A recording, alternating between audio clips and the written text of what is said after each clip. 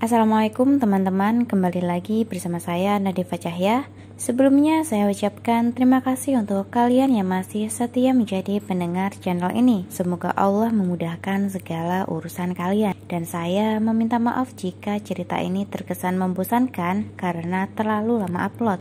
Bagi saya, mengarang sebuah cerita bukanlah hal yang mudah, terlebih saya memiliki banyak keterbatasan yang tidak bisa disebutkan satu persatu di sini. Semoga kalian bisa memakluminya ya. Tapi tetap saya usahakan upload di setiap minggunya. Dan jika kalian ingin lebih mengenal si pengarang atau sekadar mengetahui informasi tentang kelanjutan cerita ini, silakan follow Instagram di bawah. Buat yang baru gabung, saya berharap kalian menyukai cerita ini dan jangan sungkan-sungkan buat klik tombol subscribe di bawah. So, langsung saja kita simak kelanjutan dari kisah Nada dan Arkan. Mas, Nada mau izin ke pasar. Bahan-bahan di kulkas sudah pada habis. Aku memohon menyandarkan kepala di bahunya. Suruh Mbak Lasmi saja. Ingat kata dokter, kamu gak boleh capek-capek. Sudah kuduga Arkan akan menjawab seperti itu. Untung sebelumnya sudah kupikirkan dengan matang hal apa saja yang harus dikatakan pada Arkan agar membuatnya luluh. Tapi mas, Mbak Lasmi kan hari ini lagi libur. Rematik bapak lagi kambuh. Jadi ibu gak bisa ninggalin bapak sendiri. Lagian Nada gak sendiri kok.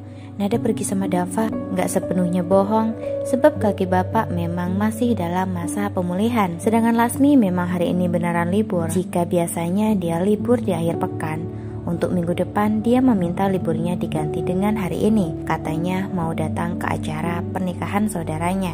Meski ibu tadi pagi sempat menawarkan diri, namun aku tahu kalau sebenarnya ibu cuma gak mau merepotkanku. Terpaksa mengatakan pergi dengan bapak. Padahal kaki bapak belum sembuh total, dan itu lumayan menyulitkan bapak berjalan. Sebenarnya bisa saja ibu pergi bersama Dava. Hanya saja aku tidak memiliki alasan lain selain hal ini. Gimana mas?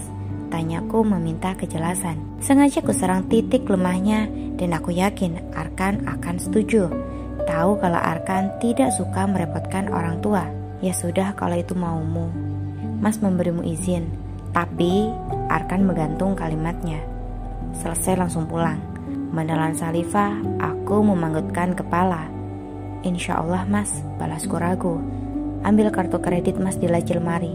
Gunakan itu untuk membayar semua keperluanmu. Pinnya tanggal pernikahan kita. Mendengar itu, aku terharu. Bukan karena diberi kartu kredit, tapi karena tanggal pernikahan kita sampai dia jadikan pin. Makasih mas. Usai Arkan memberi izin dengan syarat, sekarang secara terang-terangan aku melanggar janji tersebut. Kupertaruhkan kepercayaan suamiku demi mencari tahu hal penting apa yang akan disampaikan oleh Saka. Dan rasa penasaranku kini terbayar lunas. Apa mama juga tahu? Tanyaku dengan bibir bergetar. Mataku mulai berkaca-kaca. Saka mengangguk. Kepalanya tertunduk menyesali. Air mata luruh begitu saja tanpa bisa dicegah. Coba menarik napas, mengisi dadaku dengan oksigen, berusaha tetap tenang, tetapi tetap percuma. Aku tak bisa lagi membendung air mata ini. Sembari berurai air mata, aku menatap sengit pria yang telah merusak masa depanku, yang seharusnya baik-baik saja. Kini tinggal menunggu waktu dan semua akan hancur. Hancur sampai tak ada lagi yang bisa diselamatkan. Semua ini gara-gara kamu. Harusnya malam itu kubiarkan saja kau kedinginan di pinggir jalan. Umpatku meluapkan amarah. Tak peduli jika ada orang lain mendengar. Rasanya seluruh tubuhku terguncang hebat. Bagaimana kalau sampai Arkan tahu? Mungkin dia bisa menerimaku dalam kondisi berbadan dua. Tapi dia tidak akan bisa menerima kenyataan yang satu ini, bahwa adiknya lah pelakunya. Ya Tuhan, memikirkan ini rasanya kepalaku mau pecah. Dadaku pun semakin sesak. Kamu tenang saja. Kalau kakakku meninggalkanmu, aku yang akan menggantikan posisinya. Aku terhentak. Bumi yang kupijak serasa berhenti berputar. Aku yang salah mendengar atau dia yang salah bicara? Ya Tuhan, jika ini hanyalah mimpi buruk, tolong segera kembalikan jiwaku ke raganya. Aku sudah tidak tahan. Plak. Au, ini sakit. Tangisku semakin terisak merasakan panas di pipi setelah kutampar sendiri. Apa yang kau lakukan, bodoh? Pupil mata Saka membesar, tersirat kekhawatiran di dalam sana. Melihat itu, aku sadar telah menancapkan duri tajam dalam rumah tanggaku sendiri. Hatiku semakin diliputi penyesalan. Apa pedulimu? Kalau kau memang peduli, kenapa tidak dari dulu saja? Kenapa baru sekarang kau datang? Air mataku masih terus berdesak keluar. Sama sekali tak memedulikan berapa pasang mata menyoroti kami. Saka bergeming, lidahnya mendadak keluh. Kau tidak bisa menjawabnya kan? Kau memang brengsek kah? Dulu kau menghancurkan masa depanku, dan sekarang kau juga akan merusak masa depan mereka. Kamu benar-benar jahat, tudingku. Saka menempelkan jari telunjuk di mulutnya. Pelankan suaramu, atau orang lain akan mendengarnya. Tidak ada yang perlu ditutupi lagi, Kak. Orang tuamu sudah tahu. Sekarang tinggal menunggu waktu kapan mamamu akan memberitahu Arkan. Setelah itu, hidupku benar-benar hancur. Aku semakin terisak, dilap dengan tisu sampai puluhan kali pun, tetap saja air mata itu keluar. Benar. Setelah itu, biarkan aku yang menikahimu. Kusorot matanya dengan tatapan kebencian, supaya dia tahu kalau aku tidak butuh lawakannya. Menikah bukan perkara yang mudah, Kak. Butuh komitmen dan kepercayaan seumur hidup.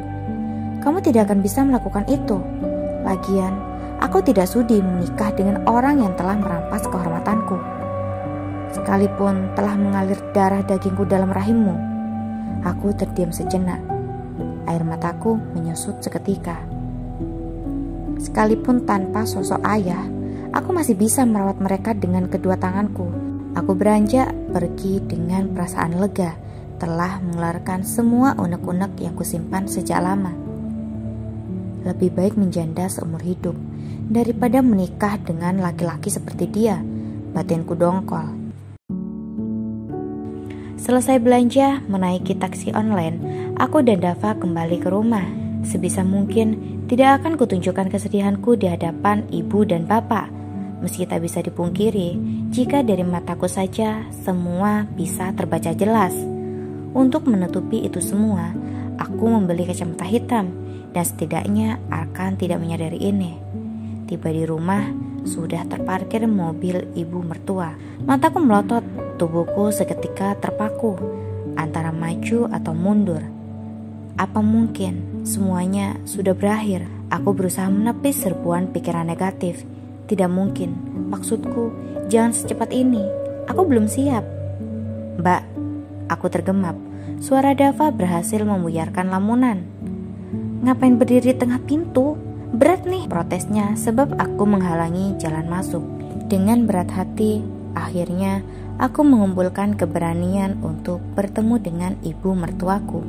Bismillah, ya Allah, bantulah hambamu ini. Mengetuk pintu disusul salam dariku, sementara Dava nyelonong begitu saja. Mungkin karena tidak tahan dengan beban belanjaan yang ia bawa. Ibu menjawab salam. Melewati depan kamarku, aku melirik ke dalam dan Mama Ranti sepertinya sedang mengobrol serius dengan Arkan. Apakah itu tentang suhu tubuh naik drastis? Cemas, gugup, takut bercampur jadi satu. Tenggorokanku serasa kering, apalagi usai nangis membuat suaraku jadi serak. Butuh penyegaran untuk mengembalikan suaraku seperti semula. Kuputuskan mengambil air dari dalam kulkas lalu menenggaknya hingga puas. Bapak di mana, Bu? Ada apa? Saut bapak dari arah musola rumah. Bapak, nggak apa, cuma tanya. Soalnya Nada nggak lihat bapak.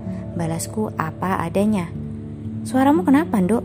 Terus di dalam rumah ngapain pakai kacamata hitam? Cecar ibu curiga. Gak ada apa-apa kok, Bu, kilahku. Ini minuman buat siapa? Buat tamu ya, Bu?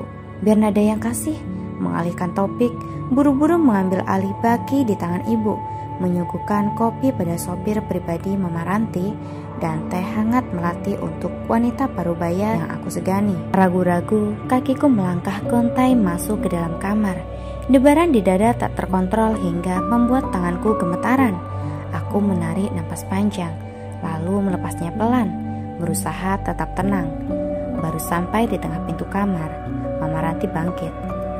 "Pikirkan tawaran Mama," ujarnya pada Arkan dengan tatapan lurus ke depan. Entah apa yang dia maksud.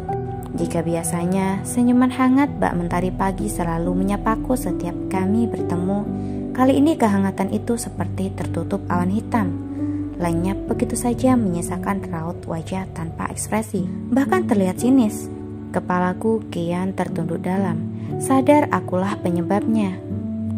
Degup jantung mengencang kala ibu mertua berjalan mendekat. Tanpa aku sadari, kedua telapak tangan sudah basah oleh keringat dingin. "Temui aku di mobil," ujarnya lirih tepat di samping telinga. Embusan napasnya bahkan sampai membuat bulu kuduk leherku berdiri. Tubuhku terpaku di tempat, serta cucuran keringat sebesar biji jagung mengalir ke wajah begitu saja. Tidak mau berprasangka buruk, hanya sedikit menerka, dan sepertinya dia akan menyuruhku menjauhi anaknya. Jika benar, aku harus bersiap-siap angkat kaki dari rumah ini. Semuanya telah usai.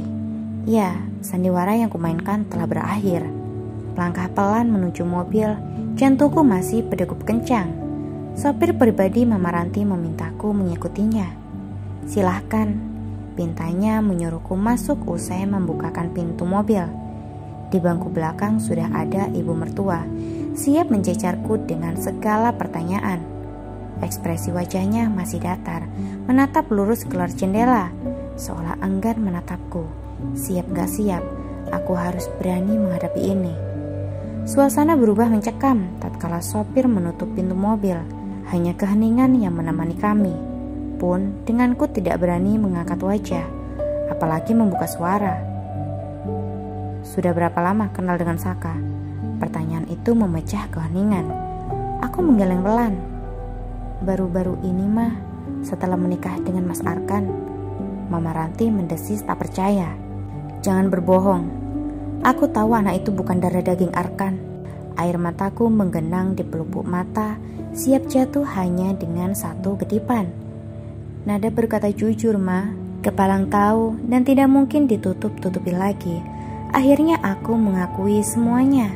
Kuceritakan bagaimana awal mula ketemu sampai terjadi hal yang tidak diinginkan. Ibu mertua hanya diam menyimak, tidak berkomentar apapun sebelum aku selesai cerita. Melihat air mata membanjiri wajah, Mama Ranti inisiatif mengambil tisu lalu memberikannya padaku. "Terima kasih," ucapku terisak. Sekilas kulihat dia juga menyeka matanya. Lalu dia terbatuk-batuk yang refleks membuatku khawatir. "Mama kenapa? Mama sakit?" Berusaha menyentuh bahunya, namun tanganku segera ditepis pelan. "Gak usah mengkhawatirkanku, khawatirkan saja dirimu sendiri," ujarnya di sela-sela batuk. Usai menenggak air botol dari pintu mobil, batuknya mereda. Aku ikut lega melihatnya. "Apa Arkan tahu kamu hamil anak orang lain?" Aku mengangguk pelan. "Bagaimana responnya saat tahu kamu hanya memanfaatkan dia untuk kepentingan pribadimu?" Aku tersentak spontan membuat wajahku terangkat. "Kepentingan pribadi?" Kuulang pertanyaan itu dengan suara terbata. "Iya, apalagi sekarang?" Emosi mulai menguasai. Bagaimana bisa seorang ibu berkata seperti itu pada perempuan lain yang akan menjadi ibu juga? Bukankah seharusnya dia menyalahkan putranya? Bukan malah menyudutkanku. Tak sepenuhnya salah, aku juga terpaksa membohongi Arkan. Aku menarik napas panjang, mengisi dadaku yang sesak dengan oksigen, berusaha tenang agar emosiku tetap stabil. "Mas Arkan bilang dia tidak mau kalau bayi-bayi ini bernasib sama sepertinya dulu. Dia ingin menjaga dan merawat mereka seperti anak sendiri." Aku mengusap perut. Mendengar pernyataanku, Mama Ranti kembali terbatuk seperti tersedak.